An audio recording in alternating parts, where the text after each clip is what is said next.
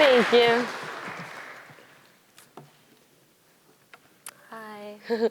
Thank you for coming. What I'm about to tell you is a story that is very important to me. It may not seem very personal because directly it is not my story. I only have a secondary role in it. But nevertheless, it has helped me define, understand, and find myself. I consider it to be one of the most personal anecdotes I could ever divulge, because not only did I learn the true definition of resilience, but I also found my essence. I am honored to stand before you today and talk about resilience, a subject that I have researched thoroughly. I have not had a difficult life, so because of my parents' efforts, I have been able to attend amazing institutions such as Elon, where my knowledge increases and my curiosity flies like the leaves over campus during the fall. And I could never thank them enough. I'm from Ecuador, which I consider to be one of the most beautiful countries in the world.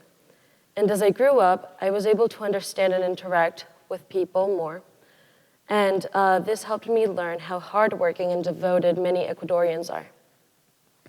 Now that I think back, I have been learning about resilience my entire life, but I was too young to understand that there was a name or a term that explains what it means to fight for what you want, move on, work hard, tackle obstacles, and learn how to have hope while you're going through a despairing situation. My family has a house on the coast of the country.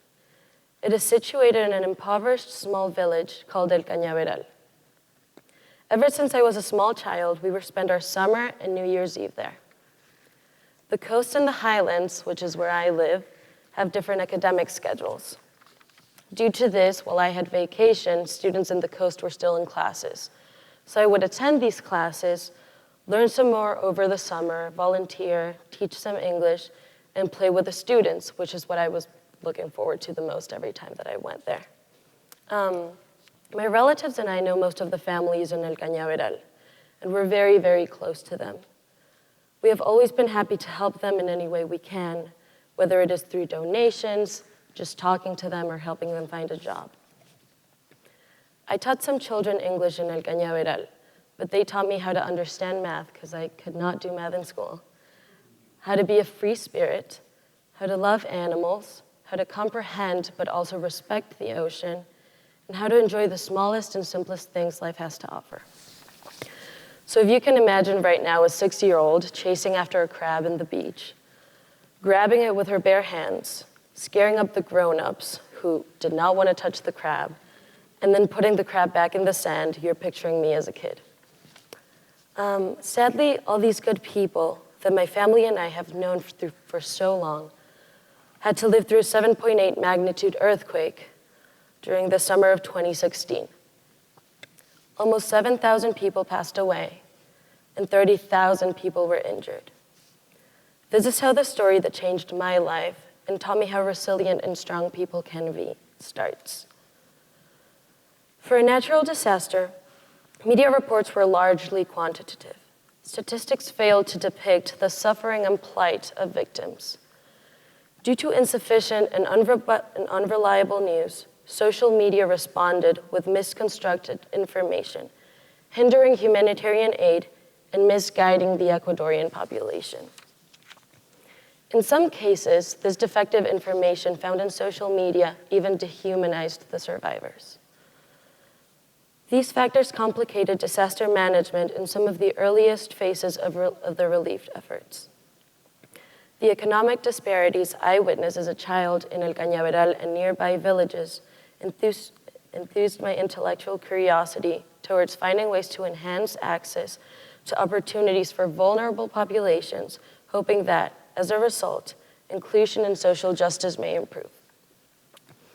Subsequently, here at Elon, I became a Lumen scholar.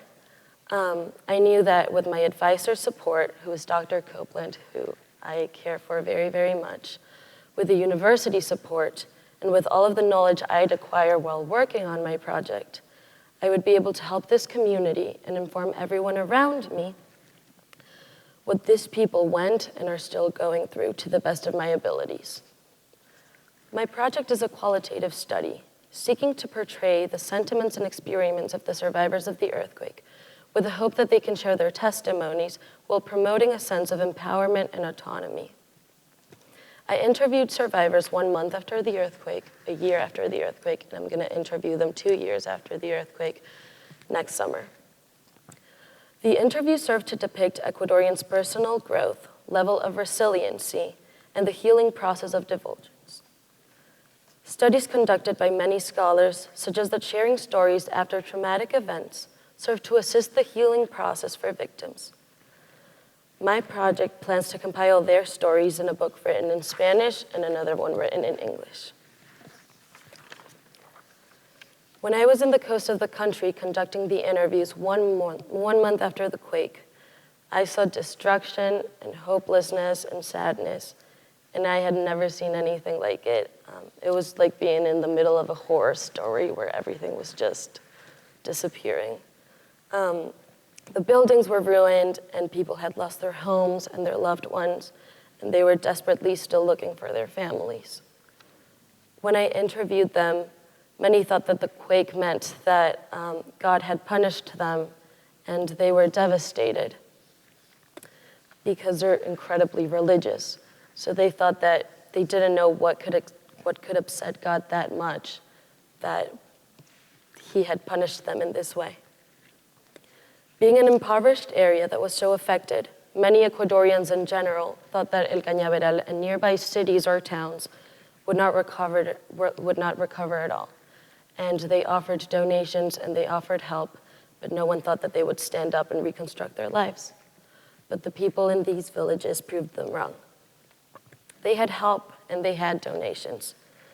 But these people started reconstructing their homes by themselves, their lives, and their families. Many even changed their lifestyle. Of course, the fear and desperation and the nervousness was still there. Many told me they jumped or ran to the closest hill when a truck would pass nearby just because of the vibrations. They just thought it was another earthquake coming their way. It is difficult for children to overcome their fear of darkness or of monsters. Imagine how difficult it is for children to overcome their trauma when they are still living in fear and shaking at all times. Imagine how challenging it is for them to deal with the fact that they lost their relatives, that their life was on the line, and that they are starving because food and water is scarce. Imagine how difficult it is that they have the uncertainty of not knowing if they would have to live more aftershocks or if they would even survive at all.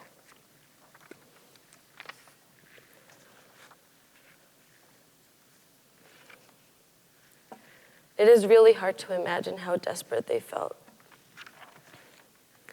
I was really inspired by them because most of them told me that they just have to move forward, that they have to move on, take care of their family, and remain united, that that was the only way that they were going to thrive.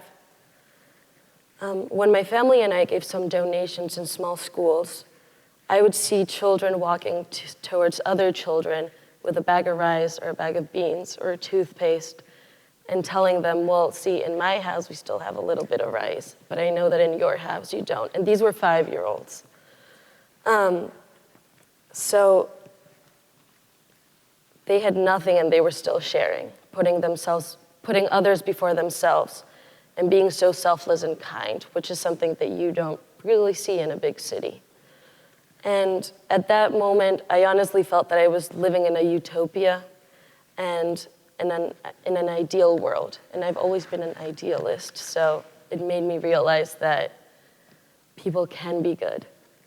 I just keep trying to think of words that I could use to describe what I saw and felt at the moment, but I can't find any. It's just too difficult to explain. When I went back this summer, the residents of these villages had indeed moved on. They had built their houses and started their own little businesses. If they didn't have work, they were definitely looking for work. We can't let fear dominate our life, some of them said to me.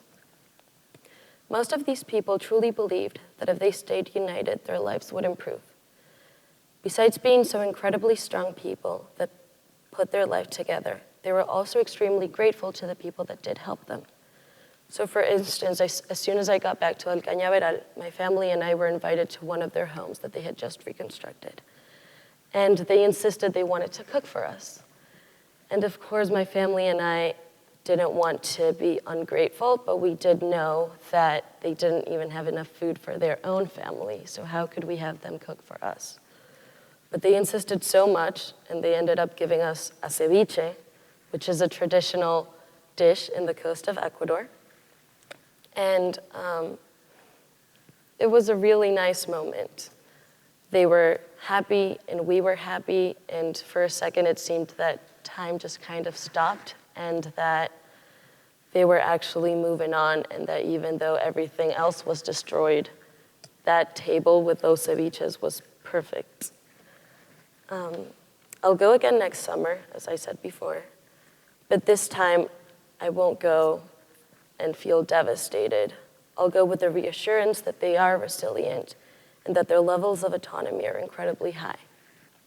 I have never seen people fight so much to improve their lives, and I am incredibly lucky to know them, and I am proud of how they recuperated and continue to do so. I hope that if I ever lived through something similar, I can stand up just like them, reconstruct my life, and fight my fears, traumas, and illnesses the way I have. Thank you so much.